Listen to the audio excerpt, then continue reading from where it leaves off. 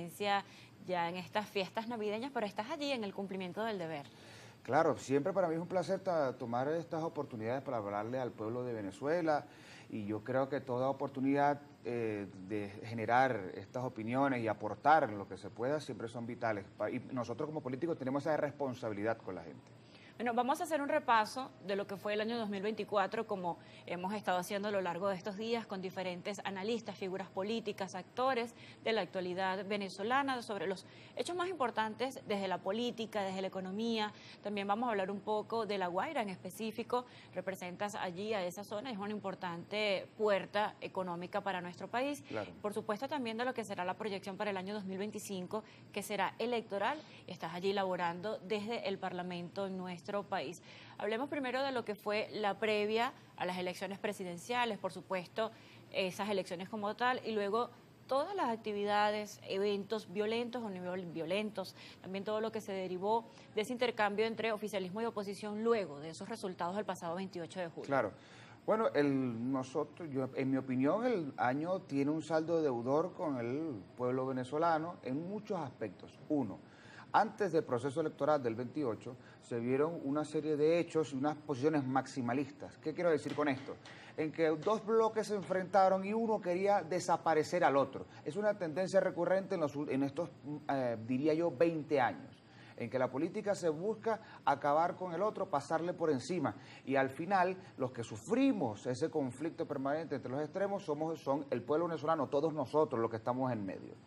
Vimos un proceso electoral, un proceso de primarias donde se participaron candidatos inhabilitados, la propuesta real no se concretó, no se estableció cuál era la ruta de qué se iba a hacer con esos candidatos inhabilitados participando en primarias. Posteriormente se acercó la fecha del 28 y más allá del resultado, yo diría que el 28 no sirvió para bajar los niveles de conflicto.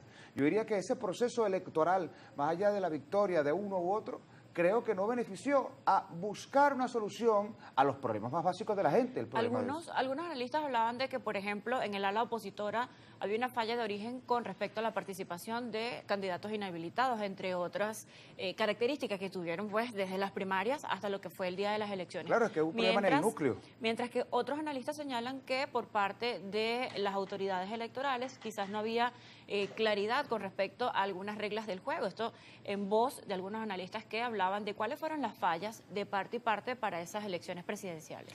Claro, es que como todo, ya hay una falla de origen, un problema en el núcleo de la propuesta cuando deja que candidatos inhabilitados participen. Me guste a mí o no, eso es una realidad. En la política y más que todo en Venezuela hay que ser muy pragmático. Hay cosas que puede ser que a mí no me guste el presidente Maduro, yo creo que se vaya anteayer, pero es una realidad que está ejerciendo el poder, tiene el poder del Ejecutivo Nacional, tiene control de las instituciones del Estado. ¿Me guste? No, no me gusta. Yo quiero que un cambio de gobierno en paz, pacífico y constitucional. Por eso nosotros proponemos una propuesta, valga la redundancia, política distinta al partido de gobierno. ¿Qué tendría que aprender la oposición de cara a unas próximas elecciones que van a ser parlamentarias, regionales, municipales? ¿Pero qué tendrían que aprender para el siguiente año 2025 en este sentido con respecto a lo que planteas? Hay que partir de unas premisas. Uno, hay un bloque opositor que pareciera que le quiere ser oposición permanentemente. ¿Por qué? Porque siguen recurriendo en errores constantes, esas posiciones maximalistas, esa conducta que impulsó el gobierno de querer pasarle por encima al otro. Eso no funciona porque ninguno se va a eliminar. Eso no va a pasar. Entonces creo que esas posiciones maximalistas, esa búsqueda de aplastar al otro, esa búsqueda de no reconocer la diferencia en los distintos bloques políticos no funciona. Eso tiene un sector opositor que tiene incluso tendencias parecidas a lo que nosotros combatimos del gobierno. Por otra parte, creo que en este bloque que venimos surgiendo, que son liderazgos emergentes, este bloque que busca la reconciliación del país, que busca y generar una propuesta, una alternativa distinta al pueblo venezolano, tenemos la responsabilidad enorme de ponernos de acuerdo. Muchos hablan de que esa representación de una oposición que no va al extremo, que no es acusada, pues imputada por hechos violentos en el país, quizás tiene una voz que aún no es escuchada, que faltaría mucho tiempo para que esa minoría opositora que pudiéramos decir que está un poco centrada, sea escuchada. Entonces, ¿qué va a pasar en el interín de que mientras esa oposición madura para poder tener una voz en el país? Diste una palabra clave, madurar. Yo creo que tenemos la obligación de madurar en ese sentido. Creo que si de verdad queremos a este país, que estoy convencido que la gran mayoría de los actores políticos quieren este país, quieren su tierra, por eso estamos aquí bregando y trabajando duro. Creo que la gran mayoría de esos actores políticos tenemos que madurar esa parte, ponernos de acuerdo en que si nos tenemos la mayoría de los puntos que nos planteamos son coincidentes. Nosotros tenemos puntos de conciencia mayoritarios en las propuestas políticas. Bueno, tenemos la responsabilidad de ponernos de acuerdo y dejar los complejos de lado, a cambiar y dejar atrás los problemas personales o los justos del discurso u otro y ponernos de acuerdo en la construcción de esa alternativa, porque el país lo merece.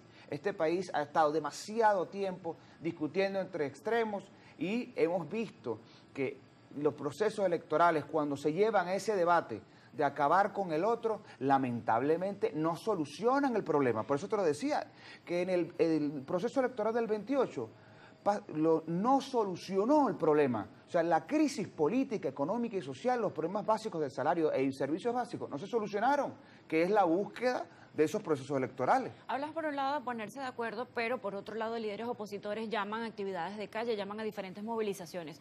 ¿Cuáles son las estrategias apropiadas para que la oposición pueda ser escuchada y tener un liderazgo efectivo en lo que es la ciudadanía? Uno, ponerse en conexión con los problemas de la gente. Más allá del debate político, la población, y uno, te lo digo porque uno no está metido en cuatro paredes, somos dirigentes de calle. Estamos todos los días en la calle teniendo contacto directo con la gente. Uno, enfocarse en los problemas reales de la gente, el problema del salario, el problema del transporte, el problema de los servicios básicos. Que si no podemos solucionar el problema político, el conflicto político, bueno, vamos a aportar en solucionar los problemas reales de la gente. Dos, generar un bloque mayoritario de actores políticos, sociales, sindicales, todos actores venezolanos que quieran construir una alternativa distinta al gobierno, pero esa alternativa está enmarcada en unas premisas, el cambio pacífico, constitucional, electoral. Y diría yo que utilizar el pragmatismo político como una herramienta vital para buscar no solamente soluciones, sino el cambio político en paz. Voceros de gobierno aseguran que estas principales problemáticas no pudieran ser solventadas tan rápido como se espera, a pesar de que ha habido una recuperación económica en el país, y lo atañen al tema de las sanciones solicitadas por líderes opositores.